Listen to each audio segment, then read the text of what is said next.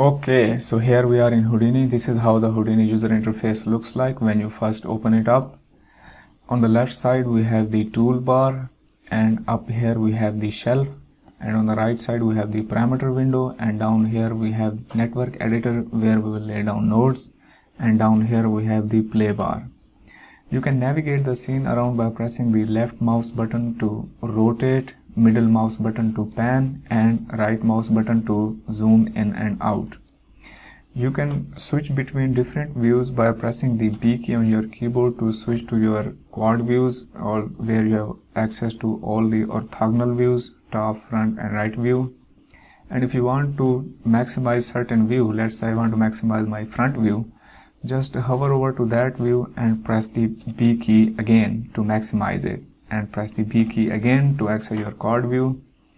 Let me make my perspective view bigger, and you can also change your view by coming here where it says perspective and say set view. You can choose between different view from here as well. Let's say I want to access my UV viewport. Let's click on the UV viewport to have access to the UV viewport.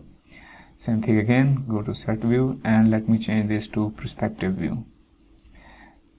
Houdini user interface is very flexible. You can customize it to your own liking. I can make certain pane bigger by coming these border areas to make certain pane bigger and smaller. You can hide the shelf by coming here on this arrow button, and pressing that will hide the shelf. You can bring it back by pressing this button again to bring it back. To easier to work with, and since we are not using shelf, and to make it easier to work with, let me hide the shelf, and let me hide the play bar as well. We will bring it back, and let me hide this parameter window by pressing this button, and this way it will be easier to work with.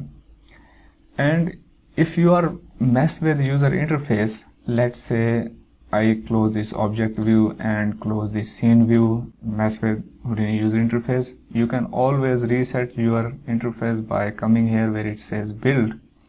Just click on that and say reload current desktop, and this will reset all your changes to default.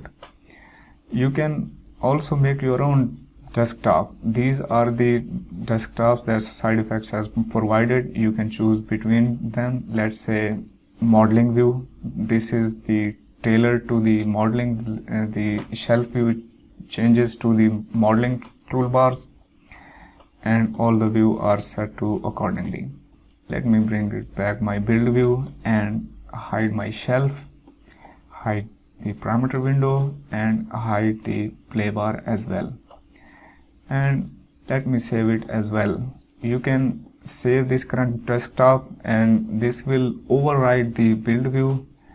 And if you want your build to remain, and if you want create a new, just create save current desktop as.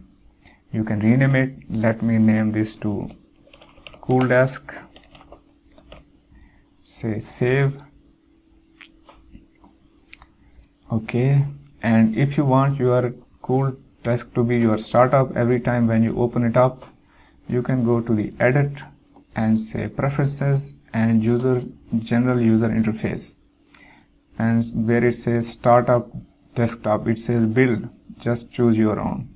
And we have created this one, cool desk, and save it, accept it. Now this will be our startup desktop. Okay, so let me create node. You can create the node by coming here on the network editor and pressing the right mouse button to access your node menu, or alternatively you can press the tab key on your keyboard to access that. Let me create a box by typing box, press enter to create. Now we have a box. I can move the box by accessing this move tool. I can move in along the x-axis. Again, you can press the rotate tool to rotate the box. And when you are in these tools, if you want to navigate the scene around, you just press the Alt key this will temporarily switch you to the camera view. Notice the view your changes, it says camera view, and if you let go the Alt key, it will bring you back to the tool where you were. And if I were in move tool and press and hold the Alt key, this will temporarily switch me to my camera view. Okay. And if you want go to the camera view, you can, the short key is the escape. Press the escape key, now you are in the camera view. Okay, let me access this node parameters. I can bring it back my parameter window by pressing the T key on my keyboard to have access to its parameters. Let's reset its transformation by coming here, its translation to 0, 0, set the rotation to 0 as well. Okay, you can set these parameters by either by typing. Let's say if I want to move my box in the X direction 1 unit by typing 1 and press enter, or if you come over here and press the middle mouse button key and have access to now you have access to the incremental window. You can choose between different increment. Let's say if you want to move your box in the 1 unit or on the 0.1 unit, just come to the increment and move your mouse left and right to add and subtract. Let me move it by smaller increment. If I move my mouse on the left side, now I'm subtracting my increment, and on the right side I'm adding my increment. Let me reset it by typing 0 here. Let's dive inside the null on the box, and there we have created the box. And notice when I hover over there is this radial menu appear. These are the flags. So what are they do? Let me create a sphere by pressing the tab key and type sphere. Okay, I have created the sphere, but I can only see box. That is due to the fact we have display flag set to the box. If I want to see my sphere, just hover over to sphere and press this I button to set my display flag onto the sphere. Now I can see sphere, and if I want to see box, I can set my display flag onto the box. And I can merge these by pressing the tab key and type merge to lay down merge node, and wire the box as well as sphere and set the display flag to the merge, and I can see both. I can't see both, that is due to the fact that box and sphere are on top of each other. I can move the box around by coming here and lay down a transform node by pressing the tab key and type transform, press enter and just put it there and transform my box on the X, and now I can see both. So let's examine what's the other flag do. So up here we have this bypass flag. Let me demonstrate this by adding a color node, typing color, add it in there and give it a red color. And if you bypass this node, now this node will no longer affect the stream. The node is there, but it's not affecting the stream. And if you want it to be unaffected, just press again. Now the node will work again. This will simply bypass the node. Okay. And I is not a flag. If you press this will give you the information. This is the information window where it will tell you how many points it have, how many primitives it have, and how many attributes have, etc. and etc. You can access this same window by press and hold the middle mouse button to access that, and as long as you hold the middle mouse button, this window will stay. If you let go the middle mouse button, the window will go away, and if you press that, this will permanently bring this window up. Okay, so there we have this lock flag. So what the lock flag will does, let me create a node called null. So null is nothing more but just a placeholder, so you can reference something there. So this node does not do anything, it's just a placeholder. So if I connect my box in there, now I can see simply my box. And if you press the lock button, now its state is locked. And even if I disconnect my box, see, I can still see box because the node is locked himself.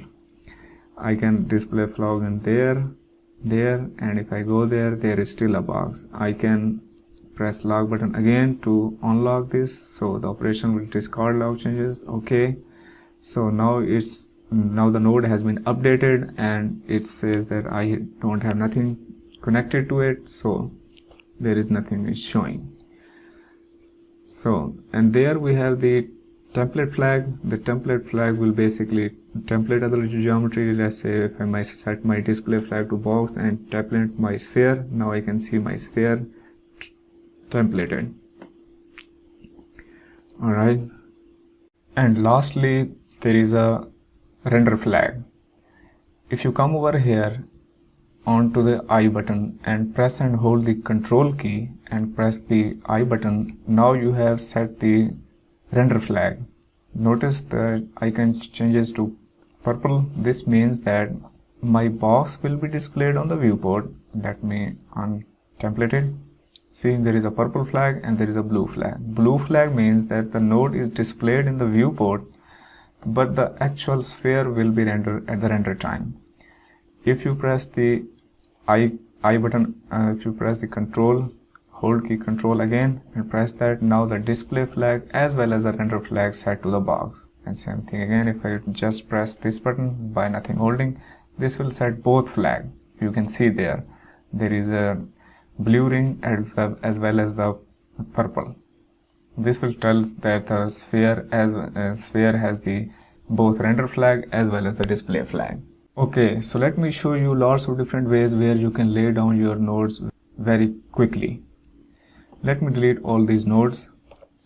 I can press the tab key and type box to add a box, tab key again and type color to, and if you press shift enter on your keyboard, now the node will be connected as well as set the display flag onto the newly created node. Let me create again, press the tab key, let me add a null, and if you press shift enter, this will wire the node as well as set its display flag onto it. This way you will lay down your nodes very quickly.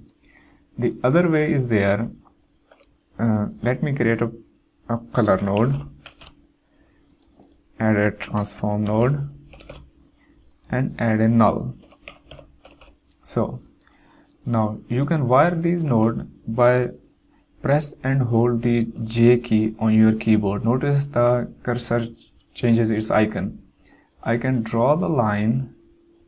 This is the new feature in Houdini 18.5, and same way you can cut these wire either by coming here and doing this way, or you can press and hold the Y key on your keyboard and draw this again. Now you are cutting the wires. Press and hold the J key to lay down the nodes, and the nodes will be laid down. Let me cut this wire, and the nodes will be laid down in a manner where you selected in order. If I go to box, let's say I want to go to the null, and then I want to go to transform, and then I want to go to the color. Let's see. Now as I draw it, the node will connect it in that order. Okay, you can organize your wiring. If you come over on the wire and press and hold the alt key and left mouse button to add a dot, and this way you will organize your nodes wiring style. When you are working with lots of nodes, you can organize them in this way.